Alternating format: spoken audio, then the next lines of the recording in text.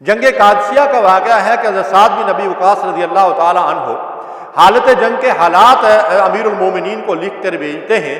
اور ان کو یہ پیغام بھیجتے ہیں کہ امیر المومنین، ہمارے پاس جو سپاہی ہیں، جو فوج ہے، ان کی کیفیت یہ ہے کہ دن کو اللہ کی راہ میں مردانہ وار لڑتے ہیں اور راتوں کو کھڑے ہو کر قرآن مجید پڑھتے ہوئے یوں روتے ہیں کہ جیسے شہد کی مکھیوں کی بن بناہٹ کی آواز آتی ہے، اس طرح ان کے سینوں سے جو ہے وہ بن بناہٹ کی آواز آتی ہے، زار و قطار روتے ہیں، اللہ کے ہاں گریہ و زاری کرتے ہیں۔ بسم اللہ الرحمن الرحیم۔ ان اللہ یرفع بہذا الکتاب اقواما ویضع بہ آخرین۔ بے شک اللہ تعالیٰ اس قرآن مجید کے ذریعے سے قوموں اور افراد کو سربلندی اور سرفرازی عطا فرماتا ہے اور اسی کی وجہ سے لوگوں کو پستی اور گراوٹ میں گرا دیتا ہے۔ علامہ اقبال رحمۃ اللہ علیہ فرماتے ہیں، وہ زمانے میں معزز تھے مسلمان ہو کر اور تم خوار ہوئے تارک قرآن ہو کر۔ محترم سامعین کرام، جن صحابہ کرام کو اللہ تبارک و تعالیٰ نے عظیم اعزاز عطا فرمایا اور اس امت کا پیرا وہ ہراول دستہ تھا جسے انسانیت کی رہبری اور رہنمائی کے لیے منتخب کیا گیا، اللہ کی کتاب کے ساتھ ان کے تعلق کی نوعیت کیا تھی؟ ابو سعید خدری رضی اللہ تعالیٰ عنہ فرماتے ہیں کہ میں مہاجرین صحابہ کرام میں سے ضعیف لوگوں کے ساتھ بیٹھا ہوا تھا اور ہم ننگا ہونے کے سبب ایک دوسرے کے پیچھے پردہ کرنے کے لیے چھپ رہے تھے اور ہم میں سے بعض کے جسموں کے اوپر ستر پوشی کے لیے بھی کپڑا کافی نہیں تھا اور وہ ایک دوسرے کی اوٹ میں چھپ کر اپنا ستر چھپا رہے تھے۔ ایسے حالات میں اللہ کے نبی صلی اللہ علیہ وسلم تشریف لائے، انہوں نے ہمیں سلام کیا اور پوچھا کہ کیا کر رہے ہو؟ تو ہم نے عرض کیا کہ قرآن پڑھ رہے ہیں اور اسے سن رہے ہیں۔ اللہ کے رسول صلی اللہ علیہ وسلم نے فرمایا، سب تعریفیں اس اللہ کے لیے ہیں جس نے میری امت میں ایسے لوگ پیدا کیے ہیں جن کے متعلق مجھے حکم دیا ہے کہ میں اپنے نفس کو ان کے ساتھ روکے رکھوں، یعنی ان ضعیف اور کمزور لوگوں کے ساتھ بیٹھنے کا اللہ نے مجھے حکم دیا ہے۔ ابو سعید خدری رضی اللہ تعالیٰ عنہ فرماتے ہیں کہ پھر اللہ کے رسول صلی اللہ علیہ وسلم ہمارے درمیان بیٹھ گئے اور ہمیں حلقہ بنانے کے لیے کہا۔ ہم حضور کے قریب ہو گئے اور حلقہ بنا کر بیٹھ گئے تو اللہ کے رسول صلی اللہ علیہ وسلم ہم سے مخاطب ہوئے اور آپ نے فرمایا، مہاجرین کے ضعیف گروہ خوش ہو جاؤ۔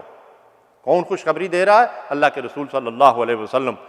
خوشخبری کیا ہے؟ فرمایا نبی صلی اللہ علیہ وسلم نے کہ قیامت کے دن تم اغنیا سے آدھا دن پہلے جنت میں جاؤ گے اور وہ آدھا دن دنیا کے 500 برس کے برابر ہوگا۔ سبحان اللہ۔ یہ اعزاز کہ اغنیا سے پہلے جنت میں پہنچیں، یہ کن لوگوں کو حاصل ہوا؟ جن کے جسم پہ ستر پوشی کے لیے بھی کپڑا کافی نہیں ہے، لیکن اللہ کی کتاب کے ساتھ یہ تعلق ہے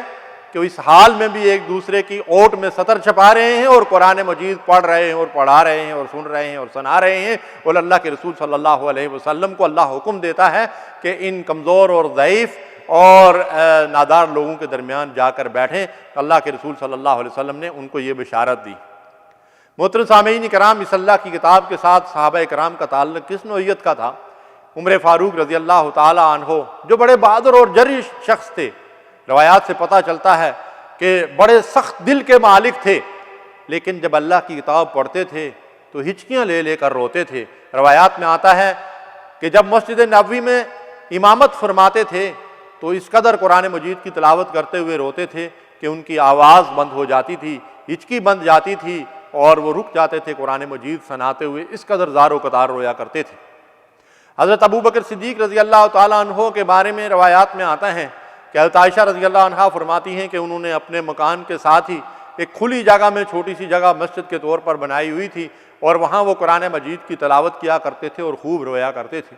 یہی ابوبکر صدیق رضی اللہ تعالیٰ عنہ مکے میں جب قرآن مجید کی تلاوت سر عام کرتے تھے تو مشرکین مکہ ان کو منع کرتے اور روکتے تھے اور کہتے تھے کہ جب یہ شخص قرآن پڑھتا ہے تو ہماری خواتین اور ہمارے بچے اس سے متاثر ہوتے ہیں، اس لیے یہ شخص جو ہے وہ بیت اللہ کے اندر، حرم شریف کے اندر آ کر قرآن مجید اونچی آواز سے نہ پڑھے۔ سبحان اللہ، ان کے قرآن پڑھنے کی شان یہ تھی۔ جنگ قادسیہ کا واقعہ ہے کہ حضرت سعد بن ابی وقاص رضی اللہ تعالی عنہ حالت جنگ کے حالات امیر المومنین کو لکھ کر بھیجتے ہیں اور ان کو یہ پیغام بھیجتے ہیں کہ امیر المومنین، ہمارے پاس جو سپاہی ہیں، جو فوج ہے، ان کی کیفیت یہ ہے کہ دن کو اللہ کی راہ میں مردانہ وار لڑتے ہیں اور راتوں کو کھڑے ہو کر قرآن مجید پڑھتے ہوئے یوں روتے ہیں کہ جیسے شہد کی مکھیوں کی بن بناہٹ کی آواز آتی ہے، اس طرح ان کے سینوں سے جو ہے وہ بن بناہٹ کی آواز آتی ہے، زار و قطار روتے ہیں، اللہ کے ہاں گریہ و زاری کرتے ہیں۔ ایرانی فوج کے سپہ سالار نے ایک عرب عیسائی کو جاسوسی کے لیے مسلمانوں کی فوج میں بھیجا، اور وہ شخص 24 گھنٹے مسلمانوں کی فوج میں رہنے کے بعد جا کر اپنی رپورٹ پیش کرتا ہے اور اپنے سپہ سالار سے یہ کہتا ہے کہ جو کچھ منظر میں نے وہاں پہ دیکھا ہے وہ یہ ہے کہ دن کو وہ پوری دلیری کے ساتھ لڑتے ہیں اور تلوار اور ہتھیار چلاتے ہیں، اور راتوں کو کھڑے ہو کر قرآن مجید کی تلاوت کرتے ہیں، اور ان کے امیر کا بیٹا بھی اگر چوری کر لے تو اس کو بھی سزا دیتے ہیں، اور کوئی زنا کرے تو اس کو کوڑے لگائے جاتے ہیں، اور دن کو ڈٹ کر دشمن کا مقابلہ کرتے ہیں اور راتوں کو کھڑے ہو کر اللہ کے سامنے گریہ و زاری کرتے ہیں۔ تو جب اس نے یہ رپورٹ پیش کی تو ایرانی سپہ سالار نے کہا کہ میرے لیے زمین کا پیٹ اس کی پیٹھ سے بہتر ہے۔ اس پر صحابہ کرام کے قرآن کے ساتھ اس تعلق کا اس قدر روب پڑا کہ دوسرے دن وہ مقابلے کے لیے میدان میں نہیں آیا اور اپنی جو ہے وہ شکست تسلیم کر کے جو ہے وہ بھاگ گیا۔ محترم سامعین قرآن، اللہ تعالیٰ کی اس کتاب کے ساتھ صحابہ کرام کے تعلق کی نوعیت یہ تھی۔ یہ قرآن مجید جس کو نجاشی کے دربار میں جب پڑھا گیا، حضرت جعفر رضی اللہ تعالیٰ عنہ نے سورہ مریم کی تلاوت کی تو نجاشی کی آنکھوں میں آنسو آ گئے۔ نجاشی عیسائی تھا، اور اس نے جب سورہ مریم کی تلاوت سنی جہاں پہ عیسیٰ علیہ السلام کا ذکر اللہ تعالیٰ نے کیا ہے کہ اللہ تعالیٰ نے کس طریقے سے معجزانہ انہیں پیدا کیا، اور عیسیٰ علیہ السلام مریم کے بیٹے تھے، اللہ تبارک و تعالیٰ نے انہیں نبوت سے نوازا، انہوں نے پگوڑے میں کلام کیا، تو نجاشی کی آنکھوں سے آنسو بہہ گئے اور انہوں نے سورہ مریم کی تلاوت سن کر کلمہ پڑھ لیا، مسلمان ہو گئے۔ یہی وجہ ہے کہ نبی کریم صلی اللہ علیہ وسلم نے غائبانہ ان کی نماز جنازہ ادا فرمائی تھی۔ تو قرآن کا اعجاز یہ ہے کہ وہ دلوں کو بدلنے والی کتاب ہے، اس کے ساتھ اگر حقیقی معنوں میں تعلق قائم ہو جائے تو یہ قرآن دلوں کو بدل ڈالتا ہے۔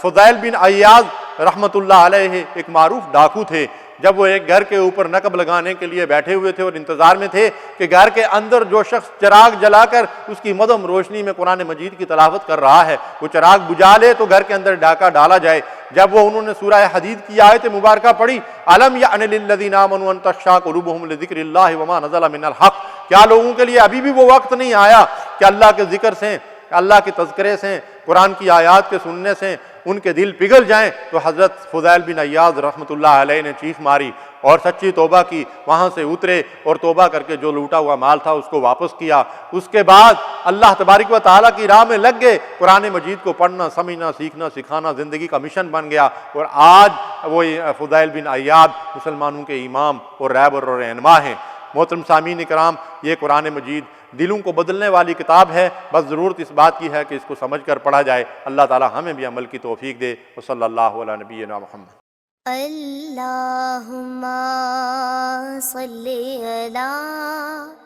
سیدنا محمد وعلی آلہ